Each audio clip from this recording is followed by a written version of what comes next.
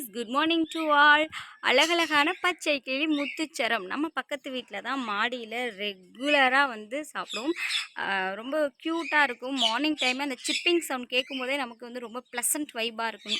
இப்போது நிறைய இடத்துல வந்து பச்சை கிளி பார்க்க முடியாதுல. என்ன ரீசன் அப்படின்னா அதிக நாய்ஸ், அதே மாதிரி அதிக அளவில் வந்து வெஹிக்கல் சவுண்ட்ஸ் இதெல்லாம் இருக்கிறதுனால அந்த சவுண்டை கேட்டு பயந்து போய் கிளிகள் பறந்துருங்க. பாருங்களேன், உங்களுக்கே தெரியுதாவா?